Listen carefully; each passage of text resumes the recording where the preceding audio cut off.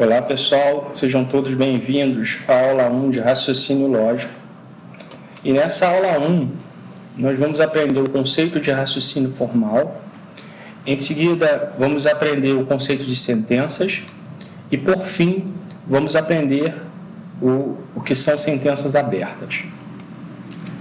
Inicialmente, o que a gente precisa deixar claro é a diferença entre o raciocínio formal e o raciocínio analítico.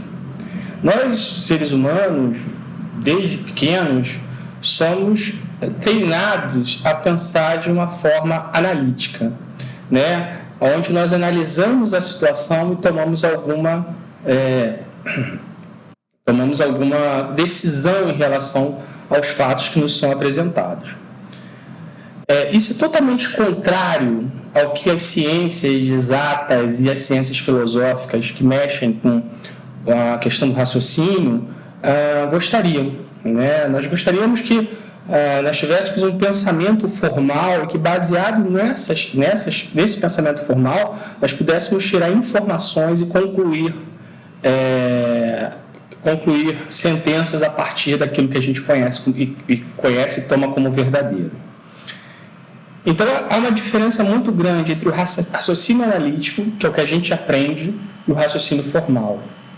Mais uma vez, o raciocínio formal desenvolve o pensamento de maneira correta. Ou seja, a intenção do raciocínio formal e da lógica formal é desenvolver condições necessárias e referentes para o pensamento correto. Então, todo raciocínio formal, ela se baseia numa ciência que se chama lógica formal.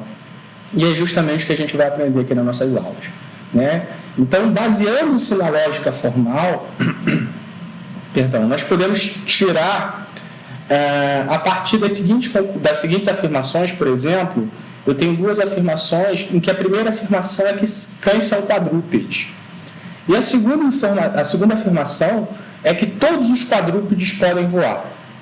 Então, baseado nessas duas afirmações, segundo o raciocínio formal, segundo a lógica formal, eu posso concluir que cães podem voar. Vocês podem me perguntar, professor, isso é uma loucura.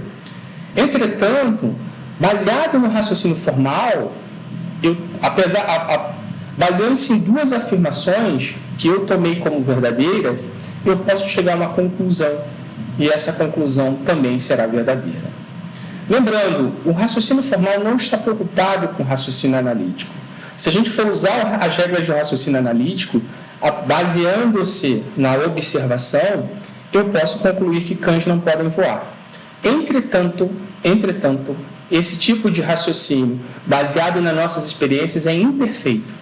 Eu não consigo, baseando na minha experiência, né, chegar a uma conclusão daquilo que é verdadeiro, né?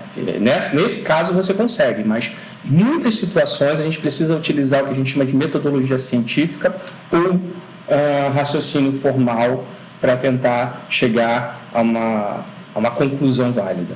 Tudo bem? Então, uma coisa importante é que são necessárias formas universais da própria razão, né? Então, o raciocínio formal são, na verdade, formas necessárias e universais da própria razão. Então, é necessário que eu tenha algum grau de rigorismo para que eu tenha conclusões que se baseiam nesse rigorismo. Tudo bem até aí? Então, um conceito importante é o conceito de sentença. Sentença é a expressão de um pensamento completo. Então, tudo que expressa um pensamento completo é chamado, na lógica formal, de sentença. Em outras palavras, eu posso dizer que uma sentença possui um objeto e um predicado. O sujeito é aquilo que eu declaro alguma coisa. O sujeito é do que está se falando, e o predicado é todo o restante da sentença. Por exemplo, João tirou 10 na prova de raciocínio lógico. Isso é uma sentença, né? Eu estou afirmando que o João, possivelmente conhecido, né, foi fazer uma prova de raciocínio lógico e tirou 10, né? Não é João de uma maneira vaga, é João que eu conheço, tirou 10 na prova. Eu estou afirmando, né? João tirou 10 na prova de raciocínio lógico. Bom, nem sempre, né, o conceito de sentença, né, o conceito de sujeito, é o conceito de sujeito que a gente aprendeu em português. Sentenças, por exemplo, com sujeitos inexistentes, né, também são sentenças. Por exemplo, hoje faz muito frio. Baseando-se na informação que eu tenho, né, eu quero saber se hoje fez ou não muito frio. Sintaticamente, essa é uma oração sem sujeito. Né? Agora, baseando-se no raciocínio formal, esse é sim uma sentença. Tudo bem até aí? Então, não são exemplos de sentença. O triplo D, triplo do quê? Isso não é uma sentença. Ela dedicou-se muito à FATEC.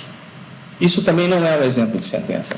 Ah, professor, mas o senhor disse que o João tirou 10 na prova de raciocínio lógico. É sim um exemplo de sentença. Verdade, eu falei isso. Entretanto, ela dedicou-se muito à FATEC. É uma afirmação que eu não consigo saber quem é ela. Então, se ela não tem sentido completo, né, ela não é uma sentença. Agora, observe, se eu falar assim, Regina foi professora do ISERJ. Ela dedicou-se muito à FATEC. Isso já passa a se tornar uma sentença. Por quê? Porque essa frase expressa uma expressão, é um neologismo, né? Essa frase, de uma certa forma, ela dá uma informação de um pensamento completo. Então, ela é, sim, uma sentença. Tudo bem até aí? Exemplos de sentenças, né? Então, a gente pode ter sentenças afirmativas. Todo ser humano pode voar. Isso é uma sentença afirmativa, né? Eu estou falando sobre os seres humanos e eu estou afirmando que todos podem voar. Lembre-se, essa sentença pode não ser uma sentença correta do ponto do raciocínio analítico, mas ela é completamente uma sentença no que a gente observa como sentenças afirmativas no raciocínio formal. Outro exemplo de sentença. Sentença negativa. O Sol não gira em torno da Terra. Estou negando uma informação. Né? Isso é um exemplo de uma sentença negativa. Eu tenho um sujeito que é o Sol, eu posso identificar o Sol, e eu estou afirmando que ele não gira em torno da Terra. Embora o sentido seja um sentido positivo e correto, essa sentença é uma sentença negativa. Outro tipo de exemplo de sentença negativa. Pedro, que é alguém que eu conheço, nunca aprenderá a dirigir. Isso é uma sentença negativa. Por quê? Eu conheço Pedro e estou afirmando, ele nunca vai aprender a dirigir. Outro exemplo de sentença, uma sentença interrogativa. Joãozinho foi a maior nota de raciocínio lógico.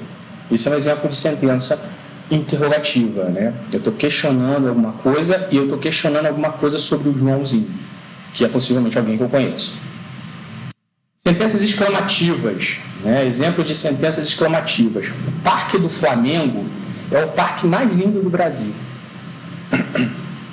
Então ele demonstra uma emoção, demonstra que você tem algum tipo de sentimento em relação ao sujeito, que é o Parque do Flamengo.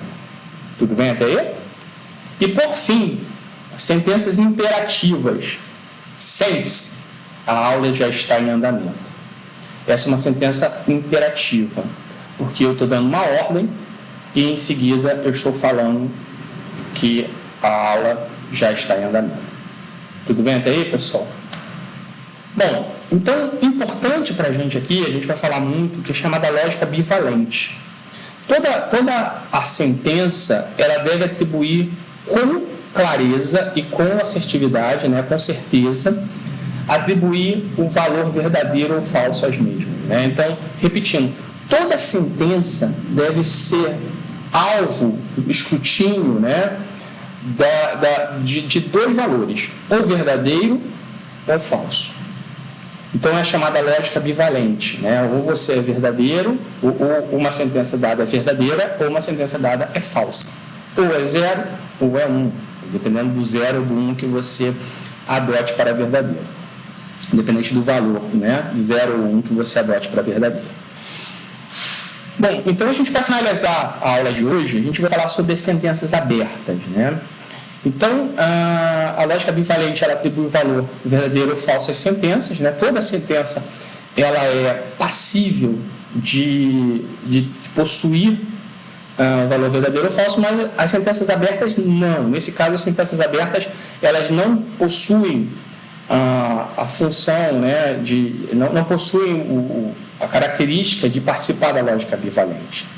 São exemplos de sentenças abertas, né, afirmativas. Ele sim. Quem é ele? Eu não sei.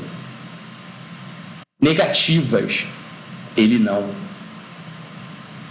Interrogativa. Joãozinho foi a maior nota de raciocínio lógico? Exclamativas. O Parque do Flamengo é o parque mais lindo do Brasil. Esse é um exemplo de sentença, que a gente viu anteriormente, mas é uma sentença aberta. Por quê? Porque depende de quem gosta do parque. Possivelmente, eu posso estar no parque e encontrar pessoas que não achem o parque o mais bonito do Brasil. Né?